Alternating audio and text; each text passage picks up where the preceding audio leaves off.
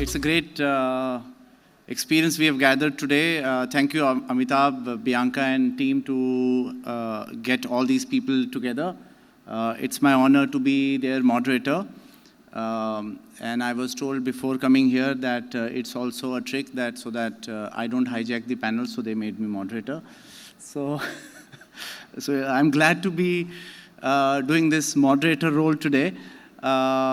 So AI is on top of mind, top of priority for many companies, and AI is also a priority for the government.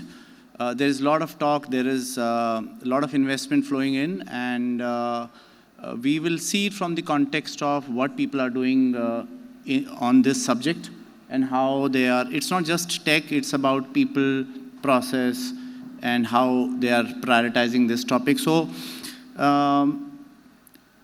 we have seen multiple waves of modernization, and in this modernization journey, I want to ask, we have CHRO from Choithrams here. I want to start from him and then go open for others. That how do you think and how do you see from your perspective organizations are beginning to start their modernization journey? Is it a tech topic? Is it part of the, how much people agenda is part of the transformation overall agenda in the context of AI and what people need to do? Because we know and we read and we are getting enlightened, all of us, that the workforce for tomorrow are not replaced by AI. It is the workforce that is enabled by AI, and that's where they are succeeding. So I want to hear your views. How do you look at this transformation initiative? All right, thank you so much, Vishal, for that question. While it's still time, good morning, everyone. I think, in my personal opinion, AI is something that's inevitable. It is going to happen, and it is developing really, really fast. The first perspective that I would like to bring to the table is understanding the core identity of the organization. Here, most of us are from retail domain over here. And the business proposition, I think, becomes very critical for all the departments, whether you're working in operations or whether you're working in a support domain. The business proposition of the organization is very, very crucial to understand the core identity of the company. To give you an example, we come from brick and mortar and e-commerce, omni-channel retail. There are many other organizations which are competing with us. The procurement strategy of our organization will be comparatively different from a company in the same format in another organization. So that's first thing that you understand. I think then it becomes critical to define what is the purpose of any organization implementing AI. What is the need from using the old school legacy processes, and then if the organization wants to come to an AI development model, why is it that you want to develop this particular system? So understand the purpose behind it. Then I would say it is important from a people perspective, process perspective, to set the cultural tone in the organization once you have understood the purpose. And the culture is associated to understanding what is currently happening, how are you going to evolve the people in the organization to the new AI models, and what is the current manpower budgeting quotient that you have, how do you strategize it currently, how are you going to strategize it moving on. Once you have understood this aspect of developing the culture, then comes the part, I think, where strategy comes into picture. Because if you have not done the erstwhile understanding of the core concepts within the company, your strategy is bound to fail, for sure. So you cannot implement AI in your organization because it is the in thing to do. You need to implement AI because it is going to support the process. And then eventually you need to define, once you have implemented AI, what are you going to do with the remaining people in the organization? And it's as simple as that. You don't want your managers to work like managers when they become leaders. You don't want your organization full-time employees to do the same thing that they were doing before you implemented AI, after you have implemented AI. Great. I want to go to Karthik. Karthik, I want to hear from you. Because you are in Saudi and represent many brands there, and you've been in Dubai. With your experience, what are those steps people need to take for their transformation journey. I'll not bring AI here, but because you were heavily involved in operations earlier in your life, I want to hear from the on-ground perspective and then what happens in the boardroom. Bring a mix of both these perspectives and how you are then bringing this change. What is it that you are guiding your colleagues in the leadership? So I think, Vishal, this is a deja vu. This is 5th day in a row that I'm handling a question on similar lines. Last 5 days I've done 3 panels. So this is the same question. What happens in a boardroom is a fancy technology company comes and sells you a fancy product. The board members get awed and inspired by it, and the next command is, let's implement it. What we fail to understand is, are your people ready to implement transformation? Do they even understand? Are your processes built around transformation? Are your legacy business indices and your legacy business functionalities built around transformation? If no, you would still be sitting with a monolith that might cost you $500,000 or $1 million, but you would not know how to draw the asset, how to sweat that asset, and 6 months from then, you would be talking about my total cost of technology has gone up significantly, my operational teams are not aligned, let's start firing people. And let's start bringing in more technology. And it's a vicious cycle. In last 17, 18 years of tech and business leadership, I have gone through at least 14, 15 rounds of implementation of transformation, and I've seen it fail equal number of times. The reason why it fails more often than not, and I wouldn't want to talk about why did it succeed, but why did it fail at times is, we take a quantum leap basis what the industry is doing and fail to understand at what stage of our evolution are we in. For example, if somebody were to tell me, let's go from a SAP EC6 or a Microsoft Dynamics onto an S4HANA. S4HANA is what everybody is talking about. Let's bring the HANA processor and automate. Let's put an Adobe Commerce Cloud in front of it. Let's put a MuleSoft as a connector between both of them, middleware, and let's see how this entire thing powers. Let me get the best of adjust and mix panel, and here is my e-commerce architecture. Somebody gives you a fantastic architecture. But what you forget is your plan, buy, move, sell processes aligned to handle this kind of a functionality? Is your demand planning, your merchandising, your master data management, your content creation, your last mile, your fulfillment, are they all aligned around this? Are your store operations aligned with the kind of expectations that your technology has? Otherwise, on a fail-safe basis, you will immediately drop from a 0 on your technology gradient to a manual Excel sheet and a paper-based documentation where somebody is going to be sitting with a tracking number for a courier, calling a courier company and checking why is my customer's shipment not delivered. That is the quantum shift that we see. That's first. Second, more importantly, we assess the cost of technology and the results on technology on a utopian state. That when everything goes right, my ROAS will be this, my cost of technology will be 0.5%, I would be delivering 7x productivity on this.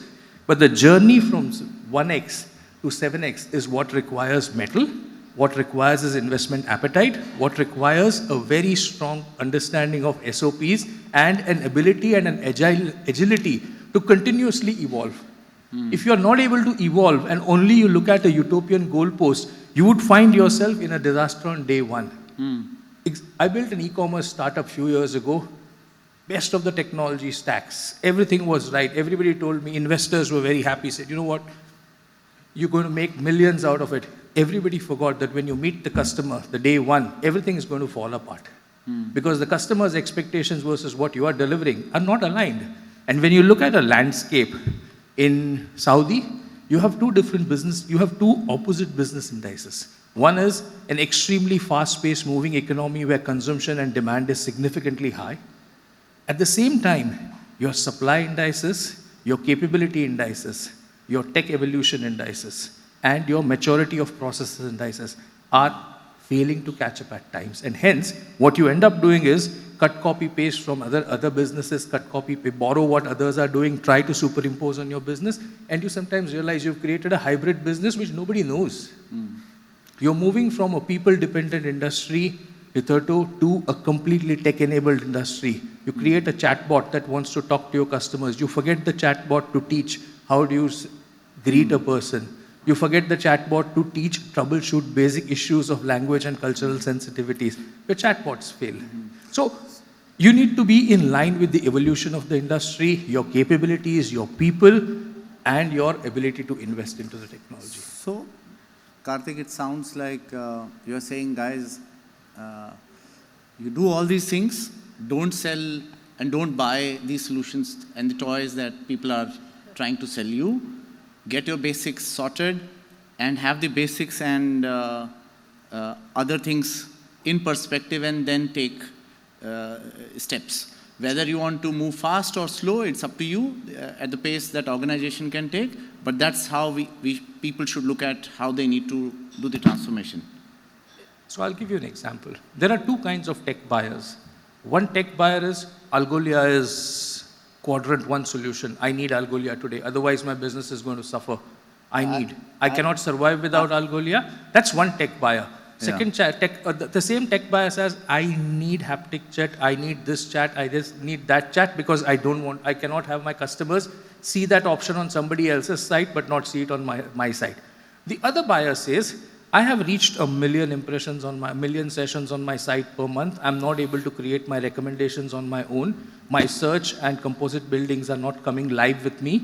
I need a solution that allows me to power these searches into a more augmented or more synchronized manner. That buyer will do a thorough due diligence on what are the features that each search provider provides, how much of it is AI built, how much of it is manually intervened, and then he would be able to come to an answer based on what his requirement is. The other guy would say, okay, here's $50,000, bring it to me, I don't know what to do with it. Now you need to decide which side of the coin are you in. At times you might be in a situation where you might just need to have a fancy solution to make your site look or your business look good. But more often than not, you need to take a very considered view about what you need. Then I want to ask an open and ask other panelists also, who decides this?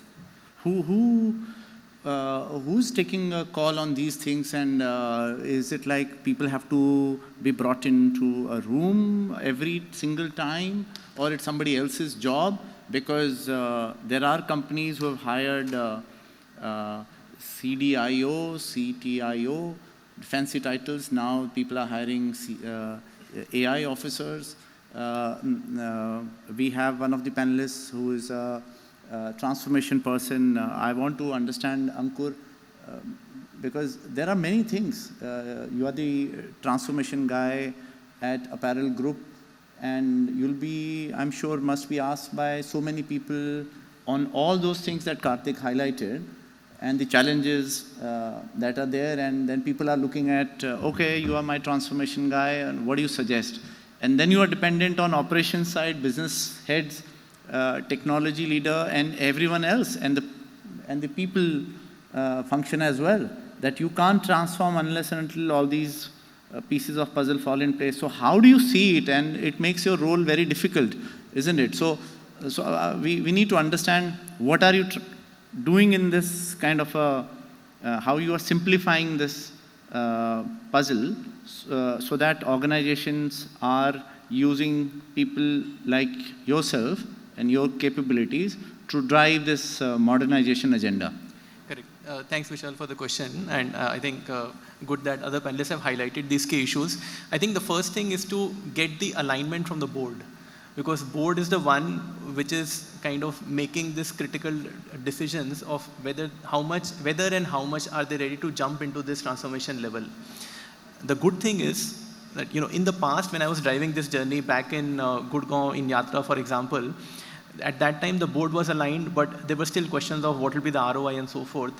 Now, given all the state of technologies and the results that people have seen world across, coming from the West in particular, we know that if we implement it right and we get some of these pieces of the puzzle in the correct direction, we'll definitely get the fundamental ROIs, if not the detailed impacts that we are looking at. So the first thing that really works is to align the board and have them set it as an agenda for the whole company for a certain set of time frame, like a very, very high level directional roadmap. Then our job, me as leading this effort, right, essentially becomes to lay the roadmap for the company.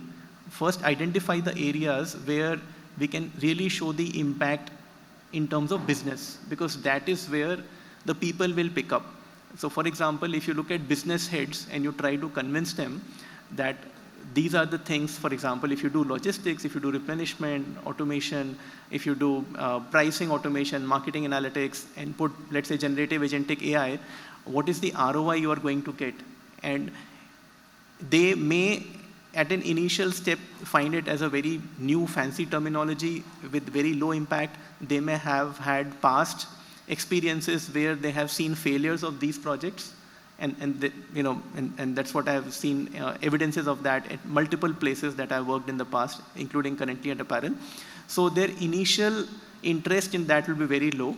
So it is a very step-by-step process that you take them through a journey, but a short cycle of, let's say, 3 to 6 months, you show that because this was done, this is actually has an immediate ROI. So you select the projects which have an immediate ROI, and then you get them onto your side. You get them on the side where they're at least not negative, but they are neutral or slightly positive. So I have seen people who have come from places where they have been using technology, they are very quick to adapt. In fact, they keep pushing us, and we are happy to give them more and more technology and methodologies, and they are able to show adoption and results and business metrics from there. Whereas other people who are not so used to it, they would take time. So getting those early champions is very important to get the force of, like, the induction, alignment induction from the other people who are seeing that, hey, these guys are able to do it, or these brands are able to do it, so we can also leverage that. So what we have seen that viral effect, obviously, forums of communication where, we have this innovation hub that we do every other week in the company, and we disseminate, the challenges, the methodologies, the business metrics that we have delivered. And that provides this, inductive effect, or the induction that comes through them, the pull, the missing part, that we are missing something, and then people start adopting more and more. So these are some initial steps that one needs to take to make sure that, and also for all of this, you need to be sharp, very sharp on what is the roadmap and what is the specific steps you're going to take, what is the minimum team you need to start with. So Ankur, having an ROI is good. Building a business case is all fine. People are aligned. I want to ask Murli, do people have business heads, and the organization overall, do they have time to do another things, another projects, and bring another work onto their table? In my experience, I've seen people will say that, oh, I have these many stores to be open, I need to do so many different things. Sorry, I don't have time for another high ROI project. So what is this you are talking? So Murli, I want to hear from you. How do you grapple with these things? And because, see, it disrupts everyone. You have legacy processes which are working. Okay, you have certain problems that Karthik earlier highlighted, your supply problem, your sales problem. It's already been solved to a certain extent by many organizations. Here and there, if you have some problems, you then plug it. But then somebody comes with the new thing and they say, oh, this is a new thing and flashy thing. How do you then, and it's been forced. And as he mentioned that you need to align board. Let's suppose board says, okay, fine. If they bring business heads into a room and they all align, high ROI project, transformation guy is aligned, tech is aligned. Now, Murli, what are we doing about? Give us that perspective. And HR says, somebody like Kunal says, yes, I'll get you the training done and all these things done. Then, what's your perspective? Because see, it requires many things, pace, many things. Just share your views, please. Well, I think overall, most organizations are at the tipping point right now. There's such an inflection point that most people think that AI is just coming and we still have time, but I'm just talking about digital transformation itself. Incidentally, we are going through a digital transformation process in Jumbo Electronics. We are actually introducing SAP for HANA. And the transformation is tremendous. I think the kind of earthquakes and shocks that we are having across the entire organization is quite a lot. One is to change from legacy systems and bring in a new mindset in terms of moving on to a new system that we are going to introduce. The second is, how do you really get people to start thinking data and AI as their first thought in terms of moving it forward? There is a lot of cultural change that comes in terms of the change management elements, in terms of what people think as far as the tech stack is concerned. There are still a lot of legacy, I think, people, if I can call it, who are resistant to change. There are a lot of things that happen with the stakeholders, which Kunal touched upon some time back in terms of the budgets. So budget is always a constraint. We are looking at how we can actually get a competitive advantage, at the same time make sure that we have the lowest possible costs. In addition, things like employee turnover, rising operational costs, your customer behaviors and attitudes, all of that is actually, so there are multiple variables that we are actually looking at. What we are trying to do is to see whether we can actually have a dedicated team more on a CapEx basis that actually looks into these changes. So the way that we are working it out is, while the organization needs to run, there has to be minimal disruption to what we do right now. The numbers are still critical, the numbers are still sacrosanct. At the end of the month, we need to really hit those numbers. But it is making that change in terms of the transition is a very critical element that we are grappling right now with. But as I said, it is more of establishing independent teams that can actually work together alongside cross-functional teams. So we have multiple layers that are working on these projects, where we have people actually lending their thoughts, as well as being accountable for some of these elements that need to be done. And these are the actions that we are currently taking to kind of handle this situation. Okay, so I want to turn to Muskan, because FirstCry is a digital born company, and they have elevated the whole game, how you play in that category, and then they had a huge category expansion also, and they've acquired a huge traction from the market. So Muskan, there are many things that traditional retailers are doing, and when you are looking from the digital born or digital first company perspective, what's your view? What's the pace you guys are on, and what's the path? How you are seeing this change that is happening? Because I want to understand more from this side of the business. So sure, please. Definitely. I'll bring in some more marketing perspective also into this, some more of a customer perspective. So FirstCry has from the beginning of time been an online channel, more from a Middle East perspective. We've been historically an Indian brand which has come from India, and we have a lot of stores in India. We've done a lot of work on the offline side in India. But when we came to Middle East, we kind of started with online. So like in this space, like online is in our blood. We want to understand the customer digitally. We feel like that's the first medium. We are like a digital first player in this space, and we've seen a very, very good traction in the current time, right? We've been in the market for almost 5 to 6 years. And when it comes to, like, we've not done a lot of offline work in this space, and we've done very well on the digital front. When it comes to AI, right, like I think a very interesting part is somebody in the organization needs to be kind of driving it. So I'll tell you a small story, right? We used to spend a lot of money on photo shoots, and that's what I think a lot of businesses still do in the region, right? You will, like, twice or thrice a year, you'll do massive photo shoots where you spend a lot of money. And when I'm looking at the P&L, I'm like, I'm not sure how do I attribute this spend to, right? Like, where do I attribute the spend? Where do I attribute the revenue to? And we started looking into a lot of these AI tools which are available to start doing our content. We wanted to work on like interesting reels, interesting concepts, which are very popular right now with digital content, right? Like these 15-20 second reels. And I think it's been almost a year in this journey now. Most of the people in the organization are very, very interested about AI, but I think it's just too important to understand that it's not just some big hoopla, right? It's just a tool, right?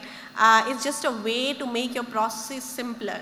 So we very slowly moved out from doing a lot of these photo shoots, and we started using AI. And it's been almost 6 to 7 months now, almost a year now, we've not done any photo shoots.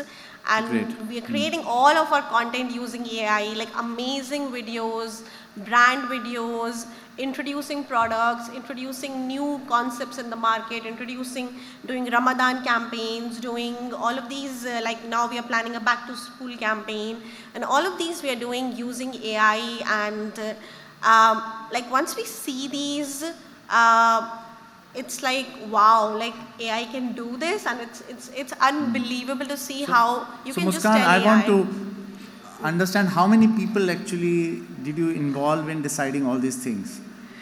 So I think it's just a matter of like 3 to 4 people who are involved at the top of the business. So if you look at the, let's say the business head in the region, right? If he thinks that this is a good solution, both from a cost perspective as well as like from in terms of P&L optimization, in terms of efficiency of costs, it makes sense.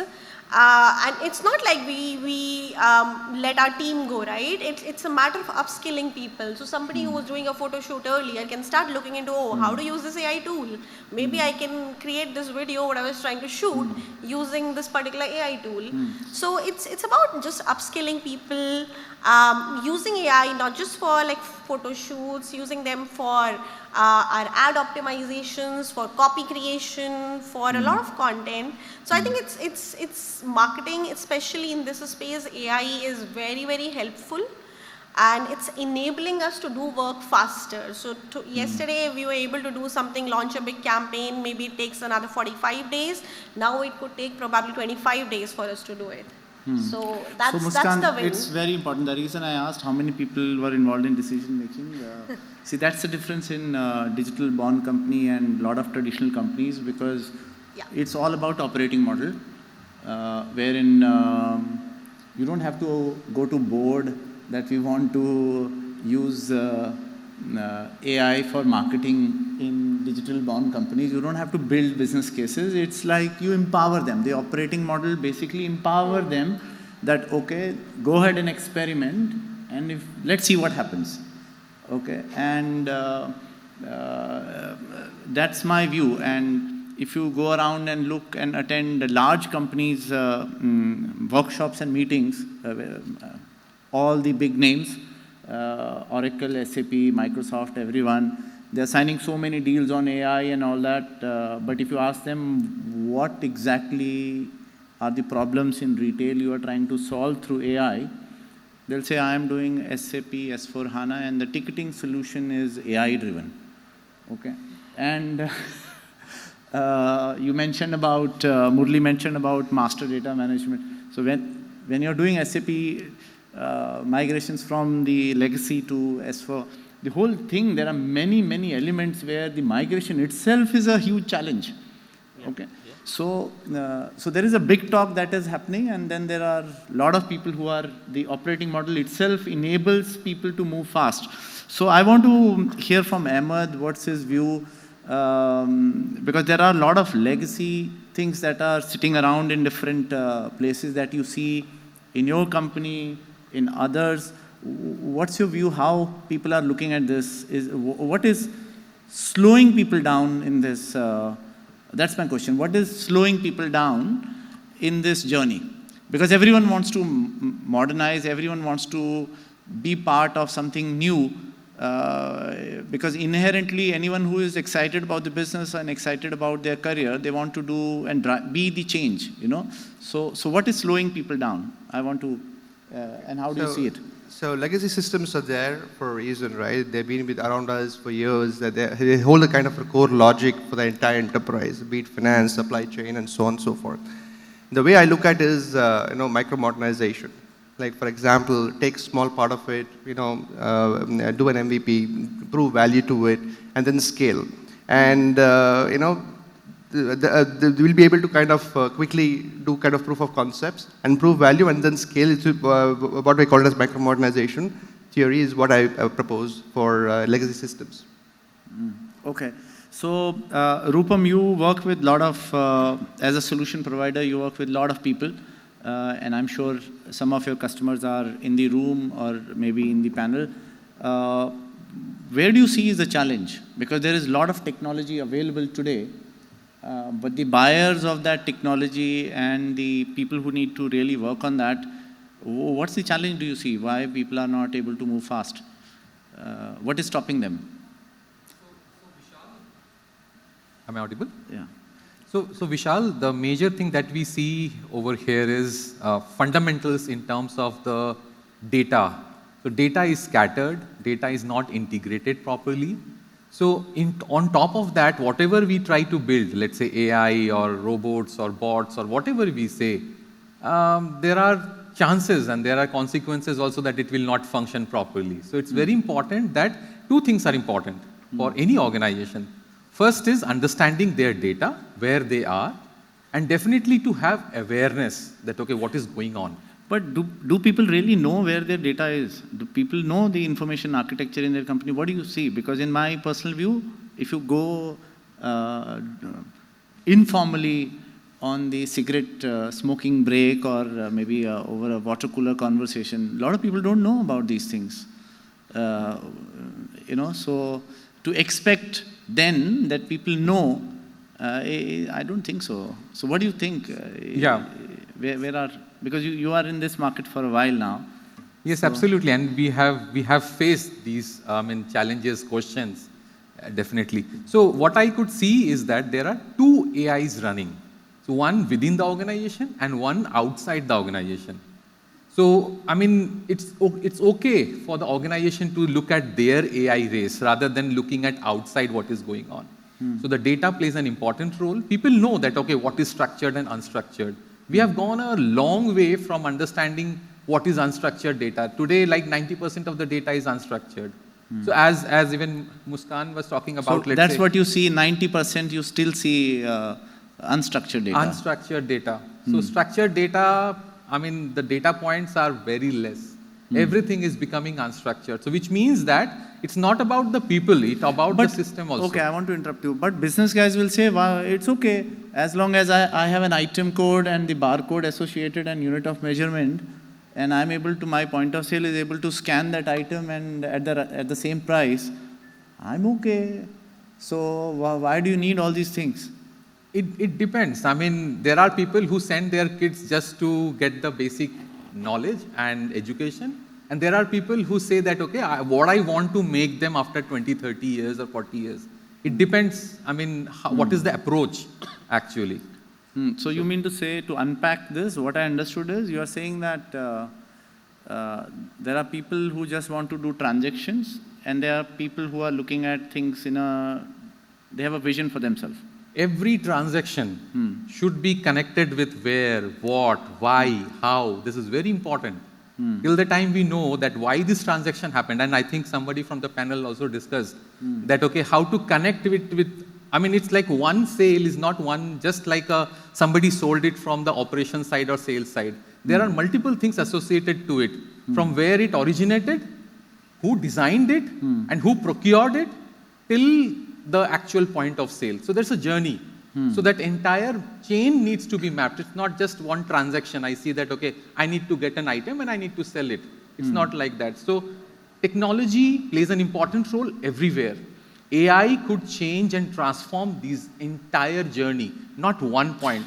But then I didn't still get the answer. Where do you see the problem? People don't have the vision. It's a lack of vision, lack of empowerment, lack of operating model. What is it that is not, because technology is available. Technology is available. That's what I said. I said that, okay, there are two AI races. People are trying to follow the race that is going on outside. They're trying to follow that, okay, what is ChatGPT, what is this robotics coming on, vision and all these things. So many things. And every tech service provider comes in with a new solution. Now the fundamental is shaken. The data is integrated. I am coming up with another solution which will generate another sort of data. Now until and unless somebody talks about combining this data and then build the platform and then run AI or whatever stack you want, till that time these issues will be there anyways. So everybody needs to understand from the base the data part. How the data is, because garbage in, garbage out. It's very simple process, actually. So people are not looking the elephant as a whole. Exactly. That's what, in short, I understood. Exactly. Okay, so, okay. It's, Karthik, I want to turn to you. What do you see? I want to hear from you, because then what is the driver? If people are looking in silos and I have this to do and this to do and that's it, that's my world, then why should we modernize? Where is the push to modernize? Why should we do it? Because he mentioned that there is an external wave that is going on and people get really influenced by that.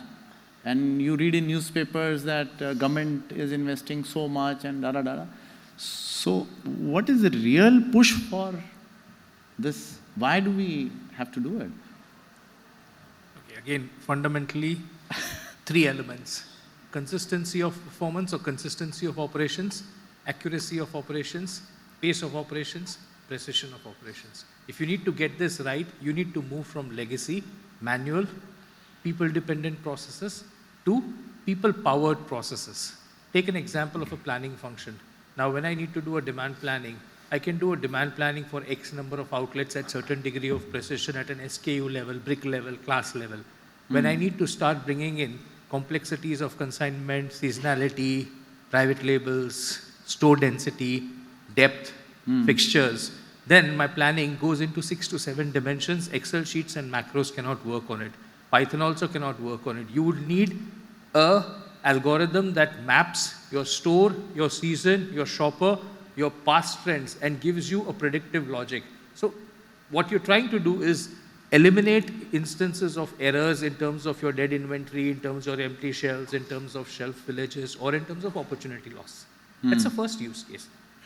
Second use case is, let's take an example of a site where my average ticket value is consistently low. I'm in a business where ticket value is low. I need to augment my ticket value. The best way to do it is to build a cross-sell, upsell engine, to build a frequently bought together, or a collaborative filtering logic that gives me recommendations.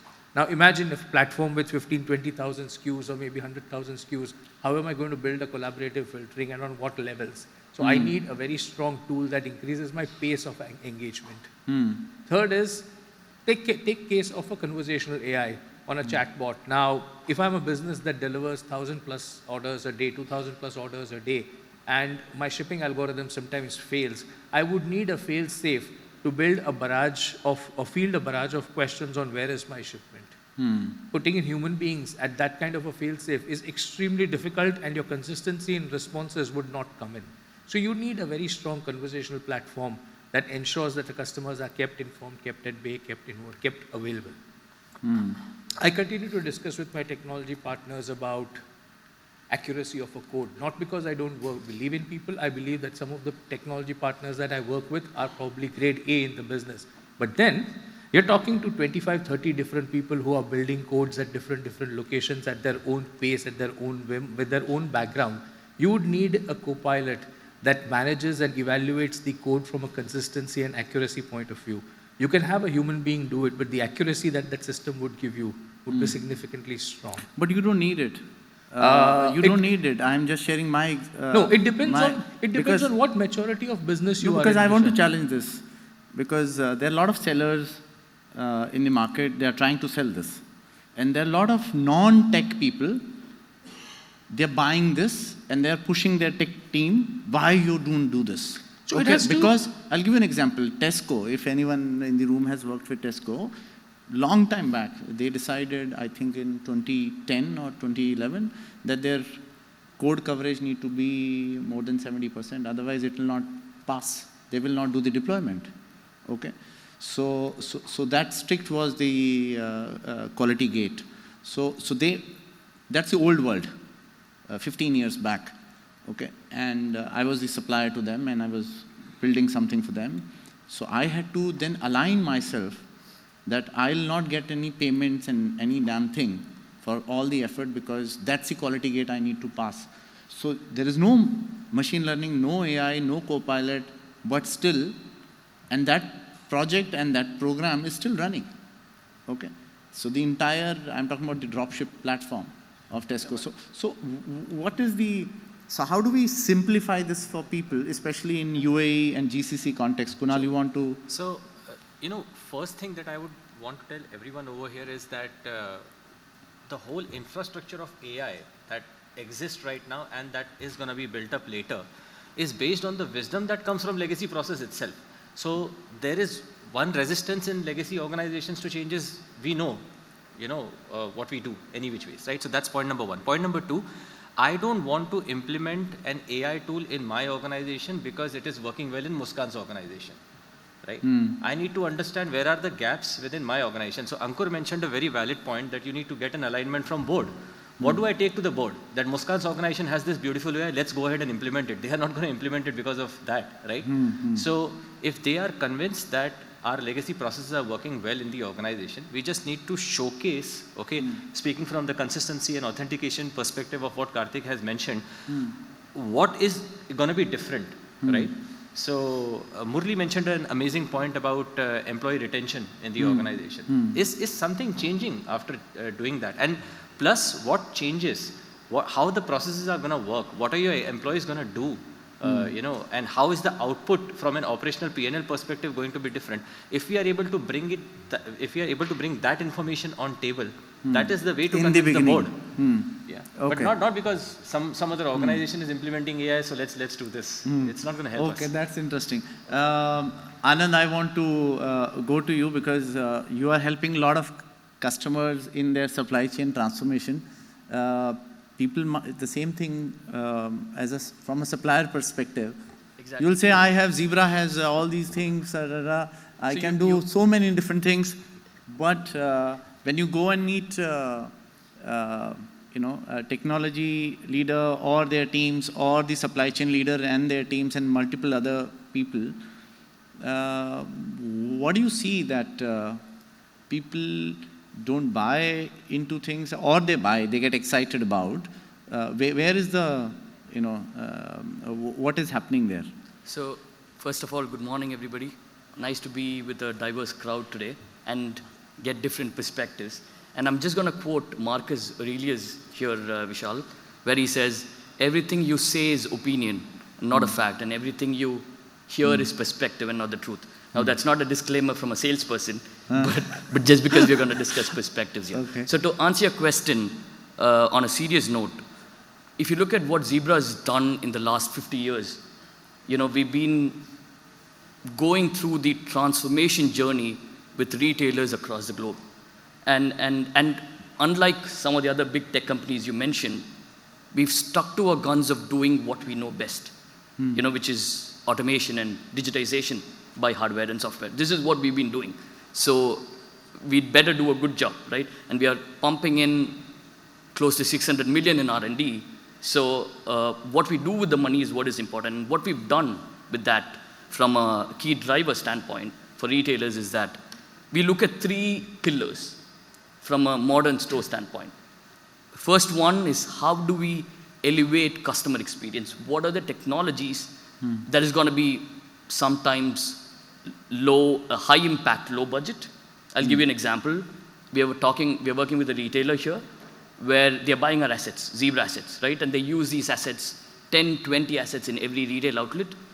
And they keep getting requests regularly wanting to have more assets. And sometimes the requirement is not there, but the retail outlet says, you know what, we want more assets. So what we did was, we have a tool. It's basically an agent that picks up information and says, you know what, the usage in your outlet is only 30%. So why do you have to spend money on this? Why do you need to spend on, of course, it's counterproductive for me because I'm not able to sell more. But from a retailer standpoint, it helps, minimize the cost. And the second attribute that we look at is, how do you connect your frontline workers? Because how do you make sure they're happy? How do you make sure they sell better? So basically you are pushing the buyers and the user organization also that this is the direction you should take. Absolutely. Because I think it's a collaborative journey, Vishal. I think we are in this together. Because if I'm not in this together, I'm not adding any value. I'm helping you buy and not sell necessarily, right? So connectivity from a frontline worker standpoint, and I'm not sure how many of you saw the video that ran through. We are doing a pilot with Target, right? It's a pilot. And what happens is, the mobile device that they have becomes their companion from a selling standpoint. So for example, if I'm going there and I ask for, hey, Zebra, can I get gluten-free bread? It gives you that information. Or I say, you know what, I want to select a specific shirt size 42, where can I find it? So it's helping the frontline workers sell better so they become experts. Also in pharmaceutical industry, if you want specific information, of course, albeit you need to be cautious there, but still it enhances the ability of the salesperson there, right? So, and how do you make sure they're connected? So while there are 5 people not doing the job effectively, make sure there's one guy who does the job better, right? Lastly, knowing where your products are. How do you optimize inventory with AI, right? You know, what is that you do? So we also help with prescriptive analytics. Again, another example with a big dairy player in Saudi Arabia where we did that. So just to encapsulate, everything is subjective, right? Every customer has a different journey. So it's important to listen to the needs and, you know, understand what their pain is and priorities are.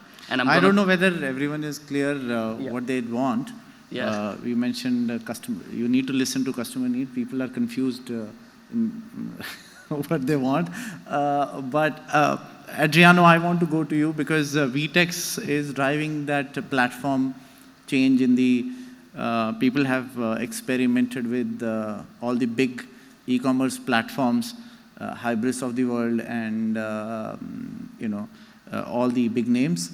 Now, apart from Shopify, Magento, Adobe Commerce, VTEX is also pushing the envelope. How do you see that one side people are trying to invest so much and they want to modernize many things, and then you have another e-commerce platform who says that, listen, you don't need so many months of large-scale implementation. I can get all these things done. To Karthik's point that there are buyers who look for, who specifically ask that I need search engine, which is Algolia, because I've seen Gartner. So I hence want that. It's like there are kids in every organization who want the new toy that is there on the shelf. How do you handle, what do you see as a main challenge? And why you are seeing the traction in your kind of platform? Why people are buying VTech when they already have many things? Sure. No, thanks first to be here. Thanks for retail me. It's our first time here. VISHAL is always a pleasure to share with you. Yes, we are VTEX. We started this project, this company back in 2000. We are turning 25 years old this year. And yes, we have acquired the 2 AI companies. We are acquiring one more in Poland. And I will give our view here. I think we have a very good discussion, different profiles in the morning with the CFO. We have our CHROs here, IT people. And we have been in touch with many companies in the industry. We were with Manchester City 2 weeks back. We are launching their e-commerce project there. Last week I was with Miro Group. We are bringing Disney and we are bringing all the companies group together. I was in India, discussed with Tata Digital. So we are kind of integrating all the Tata Digital companies from Tata Click. And also we were in Saudi discussing a marketplace for those projects that are happening there. And one thing that I saw in common, and as I meet more and more customers, is they are trying to integrate the experience, the fan experience or the customer experience. And it means online and offline. And I just want to step back here. We are all talking about AI, and we come to those fancy discussions about AI. But one thing that I have realized here in the market is companies, they are not doing the basics. So my theory is we need to go back to the basics sometimes. We were discussing about conversions rate in their e-commerce platforms in UAE. And a survey showed that the conversion rate in their e-commerce platforms averages 0.3 to 0.4%. So let's think about if we improve something with AI, how much we can get there. Another thing, when I go and talk to any company here, they have 30 legacies. They have a lot of systems that they have to integrate. We are not talking about B2B. as a channel. You were saying that you have a B2B channel. When we go in the B2B space, all of the companies, they go back to the ERP, they come to an Excel file, and come back to the ERP channel. We are not discussing omni-channel, for example. So few companies, I think less than 10% are doing omni-channel here in the region. WhatsApp sales, there are companies here that are coming. Abandoned cart, a marketplace. Few companies have become a marketplace. So my point is, we are a data company. We always focus on data. And I want to ask a question to the audience, talking about UAE, because we have been in discussion with the government here. What is the UAE online penetration here? So what is the online penetration in UAE? For the ones in the audience, otherwise we are going to lose the audience. So let's 5%? try to make a little bit, who in the audience? 5%? 5? 18? 85, she's saying 85. Okay, online penetration in the market. Anyone else? 5%, I think. I'll give this book. Audience, how much? You, 3%? 3%. You got this book. 3% is the e-commerce online penetration. And everyone wants to kill the legacies. But the legacies, as my colleague said, they run the offline sales. And we have only 3%. And when I say back to the basics, I will agree with Rupam, because when I go there and we need to integrate data, and I say, show me your customer data. They don't have their customer data. So how we are going to analyze something that they don't have? Now we started to talk about CDP, and if we can have the omni-channel experience. So from my point of view is, I think we need to fix some of the things before we start to talk about AI.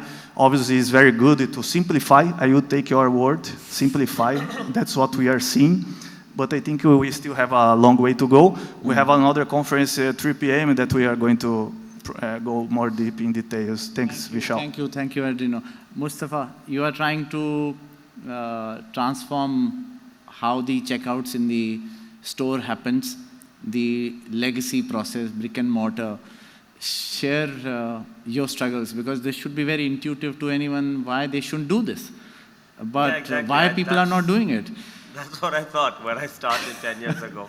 That it's obvious. Why would you want to wait in a line? Why wouldn't you want to transform the checkout in the store?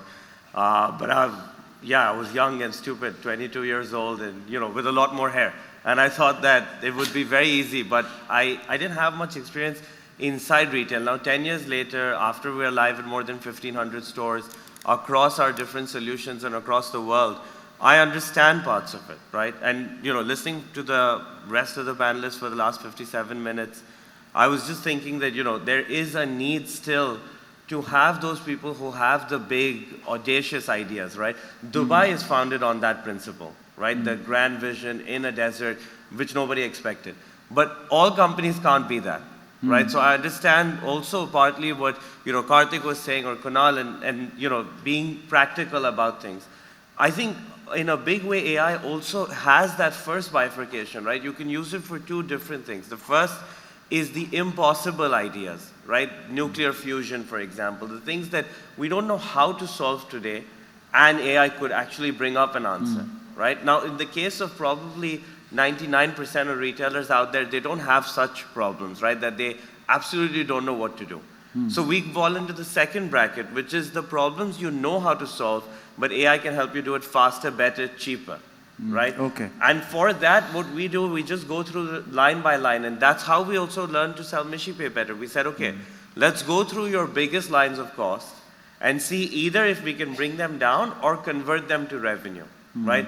What Muskan was telling us, very easy, clear that we spend this much on photo shoots every year. If we take the AI tools, we spend 90% less. Right? So it doesn't have to get extremely complicated. You keep it very simple, people buy it, and then you move on.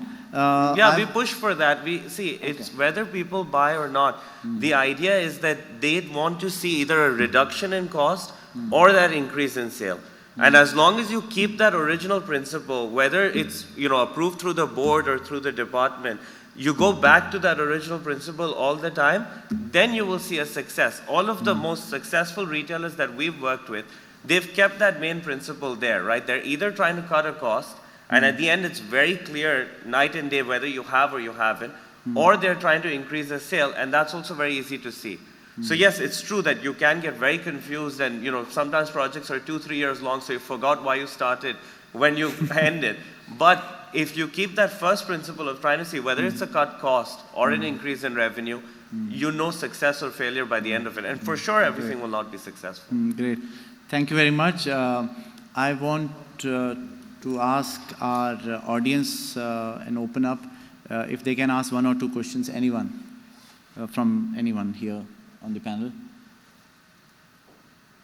No questions? Amitabh, Pankaj, you want to ask any question from anyone? I think we didn't ask Murli, we didn't grill Murli so much. Jumbo is doing so very well. Any questions from anyone? No? We are good? Yeah. Okay, ma'am, please.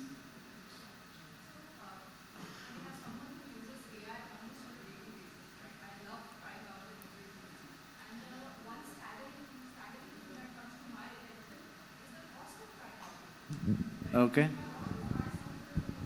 so easy to experiment with them, right? I can get a 20 pound a month license to try out a few tools, and it does take a lot of grunt work out of the stuff I do.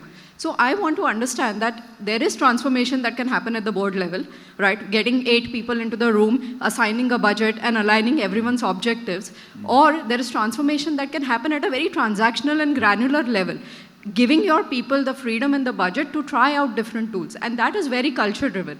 So I want to understand, particularly with all these leaders in retail, do you see that happening, that transformation happening at a more grassroots level in the organization, rather than things like ERP systems will take board level approvals, right, and alignment from the top. But AI tools can be very simple. They can be tried out by every person who works at their desk. So do you see that adoption the way we see it in technology companies? That's what I wanted to know. Yeah, that is driven by the people themselves. We have like a 25 pounds a month per person, a learning budget that people can use for whatever they want. The most popular thing used to be business books a year and a half ago. Today it is AI tools. A lot of people buying the premium subscriptions to GPT or Napkin AI. Recently my associate said she created a document. I was very impressed actually, and I said that this is a good diagram, and she was like, yeah, it was created in like 10 seconds. So then I thought, okay, maybe anyone else want to add to what Mustafa said? Yeah, I think so.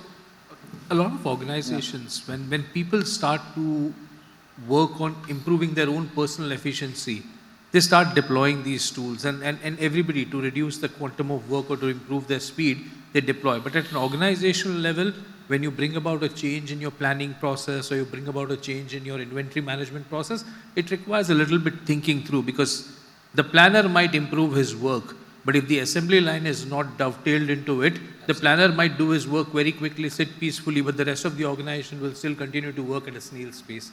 So when you are automating a process or when you are improving a process, you do the entire assembly line plan, buy, move, sell. But if on an individual basis, if somebody wants to improve their work, I'm sure definitely a lot of them do. Even I do. I get my emails written through a lot of conversational tools. So, but Karthik has a question. Have you ever seen the opposite? That from bottom up, people started to use a tool, doesn't have to be AI tools because that's still very new, and then it became something that the whole organization had to adopt? So more often than not, organizations that are growing the need route or the improvement route start in that manner. Organizations that are growing in the me too and he did it so I need to do it route, they come from a top-down approach. It's about how do you and why do you want to change. So if you're an innovator, you start from the bottom up. Okay, thank you, panelists.